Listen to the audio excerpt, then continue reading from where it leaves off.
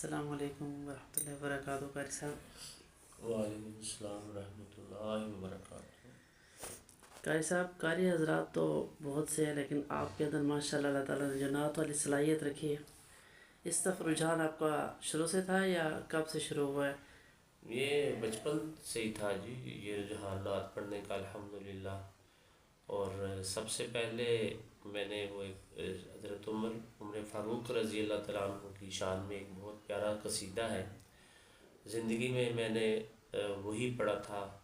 तुम्हें यारो मुबारक हो उमर इब्ने ख़त्ताब आया, खुदा से मैंने मांगा था दुआओं का जवाब आया। बहुत अरसा में पढ़ता रहा। सुभान अल्लाह। तो इसका एक शेर आप पढ़ के सुनाएं, जो आपका शुरू से, जिससे आपका सफ़र का आगाज़ हो नात का। यारो मुबारक